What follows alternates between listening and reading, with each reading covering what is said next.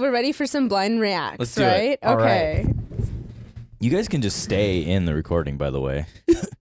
Okay. I don't know what this is. I've spent the majority of my life trying to recalibrate my voice, body, yes. style, sense of humor, so I'm more digestible for the people around me. I've found it to be much easier and faster for me to change than to wait until I found people that could love me just as I was. So on my way to becoming softer, smaller, quieter, and more pleasant, I also washed away everything that made me me. I realized I wasn't actually loved any more than I was before because nobody knew me. I barely knew me anymore. When somebody would compliment me, it felt like they were saying, "I am so glad you aren't the way you used to be." I would think I used to have an opinion. I used to care about things that were outside of my body and extended further than my mirror. I used to be present in a conversation without worrying if I am giving way too much or not nearly enough. I used to reply to messages because I didn't have to wonder if I was sending too many of them. I used to be loud in public places because I wasn't afraid to take up the space with my body and my voice and my presence, and I'm done. I'm done watering myself down so that you feel more comfortable around me. It's not my life's mission and my life's purpose to be easily loved, and I'm going to stop acting as if it is. I don't want love that isn't meant for me. So if I'm too much for you, go find less. Woo! Go find less. I didn't even notice her shirt says that. She's got merch. I'm going to buy that because I love that video. That is. I really enjoyed that. I had a lot of different things that I was feeling and thinking as that was going.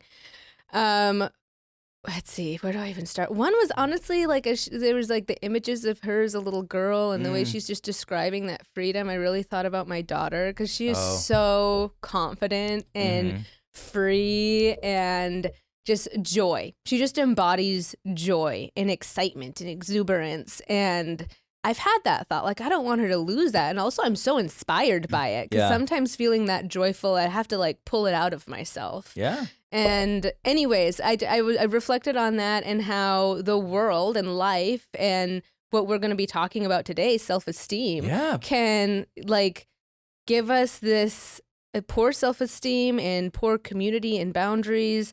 You know, if we grow up in a home that kind of teaches us to just serve for others, to, in the sense of I'm compromising myself in order to keep you okay as the parent, that type of a dynamic. Yeah. That can create this people pleasing that is so unconscious that we go about really bending over backwards and creating so much stress for the idea of just, do they think I'm worthy? Yeah. And it's all about that external validation. So as she was sharing that, that's what I was remembering. And I think so many people, maybe I feel as though it's universal, can understand that experience as a human of like, I'm giving too much of myself, or like, where am I in this? I think especially people who are more sensitive or who did grow up in dysfunctional homes experience that more. So, you know, for this particular person, it makes me wonder more about them. But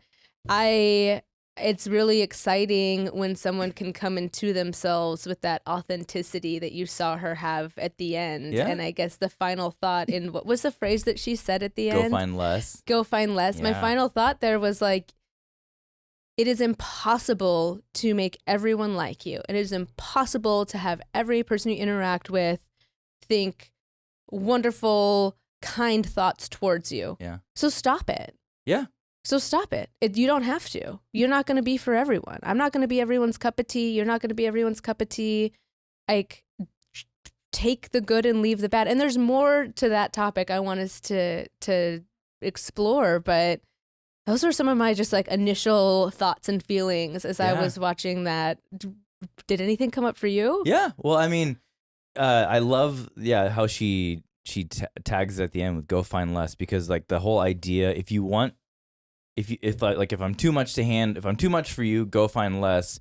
She really realized that she was being weighed down. Like she had a ceiling to her life, and then she realized I've been living and I had the same kind of realization in my own life where I realized that I was living to please others And then I realized that I was selling myself short as a result of that. Mm-hmm. So the whole go find less, you can go find less. But it's not gonna. I'm not gonna offer you that. I'm gonna live out to my full potential and be the best version of myself, and that's freeing and that's liberating. I mean, because like if everyone really kind of came to that and lived to their full potential and who they actually are and realized their self-worth and what they were made for, I feel like everyone would feel way more alive. But that was some of my thoughts. I totally think so, and I think it.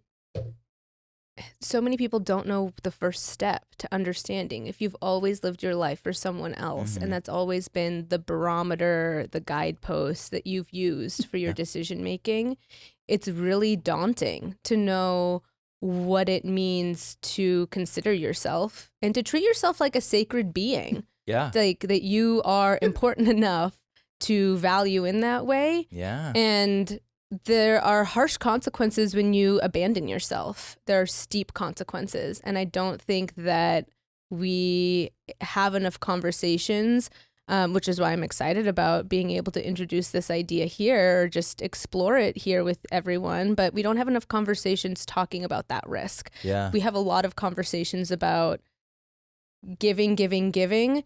And I'm not saying to be a Scrooge. We should give. We should be kind. We should be helpful towards people. Mm-hmm. The kindest, most helpful people still have healthy boundaries. Mother Teresa, healthy boundaries. Yeah. Like there was Brene Brown, she did this really great podcast episode, and I should try to find it, but it was about studies that were done on people with healthy boundaries and how their level of compassion, like how did that meet up? Because we tend to think that having boundaries means being mean.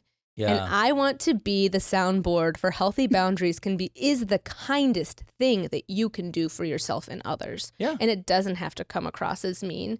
And it honors both people in that process. Whereas having unhealthy boundaries or just kind of going along and people pleasing, that can often leave kind of unspoken contracts and passive aggressiveness. Like if I'm doing this thing for you, the unspoken thought is that you're then going to do X, Y, and Z, or that means that you're going to, follow this plan. Anyways, that's another topic. That's a big tangent, but I feel like it's so interconnected. It's hard for me to just stop.